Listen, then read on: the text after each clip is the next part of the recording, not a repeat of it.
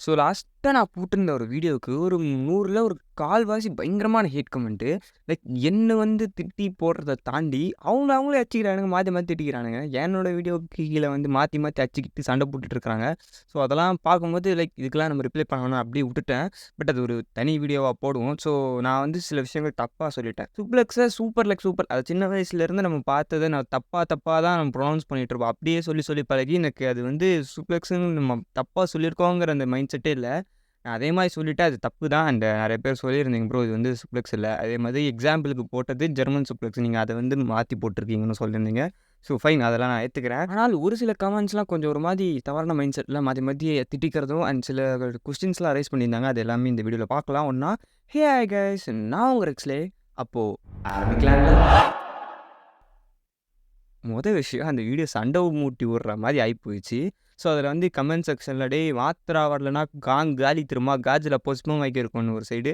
அதே மாதிரி மாத்ரா வரலனா சிவமும் காஜ்லாவே ஐஸ் ஆக்கி ஃப்ரீஸ் ஆயிருக்கும். மாத்ரா வந்ததுனால தான் காஜ் அங்க தப்பிச்சுதுன்னு சொல்லிட்டு.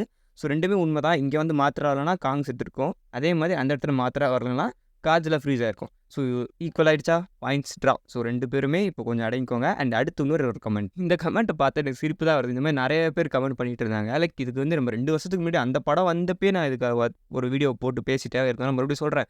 என்னன்னா அந்த காட்ஜிலாக்கும் மெகாகாட்ஜிலாக்கும் போன படத்துல ஒரு சண்டை நடந்திருக்கும். அதுல வந்து காங் வரலனா காட்ஜிலா காலி செத்துருக்கும். காங் தான் காப்பாத்துச்சு. அந்த மாரி நெறைய பேர் பேசிட்டு இருந்தாங்க.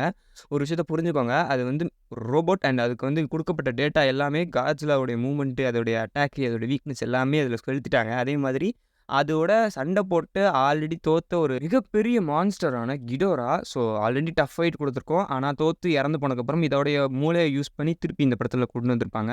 அதனால ஈஸியா காட்ஜிலாவ அட்டாக் பண்ணி புரிஞ்சிருக்கும்னு நெனைக்கிறேன். காட்ஜிலாவ ஈஸியா அந்த படத்தில டேக் டவுன் பண்ற மாரி தான் காமிச்சிருப்பாங்க. எந்த இடத்துலயுமே காட்ஜிலாவால டஃப் குடுக்க கூட முடியாத லெவலுக்கு காமிச்சிருப்பாங்க. அதனால தான் இதுதான் ரீசன்.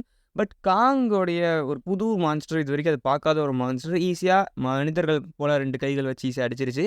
அண்ட் முக்கியமான விஷயம் ஒரு வேள அந்த இடத்துல காட்ஜிலா செத்துருச்சுன்னு வச்சுக்கோங்களேன். அடுத்து காங் என்ன ஆயிருக்கும்?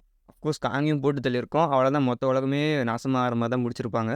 அந்த இடத்துல காட்ஜிலாவுடைய சார்ஜ் ஏத்திக்கிட்டு அண்ட் அந்த ஆக்ஸ் மூலமா அத ஈஸியா அட்டாக் பண்ணி தோற்கடிச்சிருக்கிற மாரி முடிச்சிருப்பாங்க. ஸோ அந்த இந்த ஃபைட்டுக்கு 2 பேர் தான் முக்கியங்கிறத இன்னொரு ஒருத்தர் கமெண்ட் செக்ஷன்ல சொல்லியிருந்தாரு. ஒருவேள காங் அங்க காட்ஜிலா செத்திருந்தாலும் காங்கையும் போட்டு தள்ளியிருக்கும் ப்ரோ. இந்த ஃபைட்டுக்கு வந்து 2 பேரும் தான் முக்கியம்.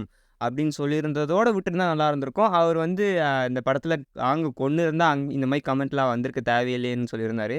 ஸோ நல்லா யோசிச்சு பாருங்க. அந்த இடத்துல காட்ஜிலா கொன்னு இருந்தா, கிளைமேக்ஸ் ஃபைட்ல காட்ஜிலாவும் இறந்து போயிருக்கும். ஸோ அந்த இடத்துல விட்டு போனதுக்கு ஒரு ரீசன் படத்துல குடுத்துருப்பாங்க. காட்ஜிலாக்கு பயங்கரமான இன்டெலிஜென்ஸ் பவர் இருக்கு. ஸோ இவன் எப்படியாவது யூஸ் ஆவான் நமக்குன்னு சொல்லிட்டு என்னதான் ஒரு பரம எதிரியா இருந்தாலும் அந்த இடத்துல விட்டு போயிருக்கும். ஏன்னா, இதோட ஒரு மோசமான ஒருத்தன் வந்துட்டு இருக்காங்கிறது காட்ஜிலாக்கு முன்னாடியே சென்ஸ் பண்ணிடும். பட் காங்க பொறுத்தவரைக்கும் அது எதுவுமே தெரியாது.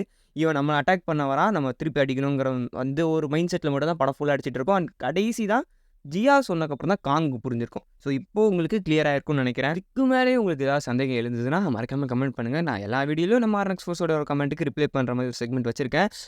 எப்பா ரொம்ப ஹேட் வாங்கிட்டேன். ஓகே எல்லாம் தாண்டி தான் வரணும். அண்டு நான் ஒரு விஷயம் தப்பா இந்த சுப்ளெக்ஸ சூப்பர் எக்ஸ்ன்னு சொன்னது வந்து நீ தப்பா சொல்லியிருக்க. திருத்திக்கோன்னு சொல்றதுங்கிறது இந்த கிரிட்டிசைஸ் பண்றத நான் ஏத்துக்கிறேன். ஆனா நீ என்ன ஸ்ட்ரெயிட்டா திட்டாம லைக் இன்னொருத்தர மாத்தி மாத்தி அப்யூஸ் பண்ணிட்டு இருக்கீங்க. கமெண்ட் செக்ஷன்ல இன்னொருத்தவங்கள திட்டிட்டு அது வந்து ஒரு காட்ஜிலா, காங்கிறது ஒரு இமேஜினரி கேரக்டர். இதுக்காகலாம் ரொம்ப ப்ரெஷர் ஆயிக்காதீங்கங்கிறது தான் என்னுடைய வேண்டுகோள். விஷயம் தான் சொல்லணும்னு நெனைக்கிறேன். டீம் காட்ஜிலா, டீம் காங்லாம் இல்ல. டீம் மான்ஸ்டர் வர்ஸ் அப்படின்னு சொல்லி பழகுங்க. ஸோ வேற ஒரு சந்திக்கிறேன். டாடா பாய் பாய்.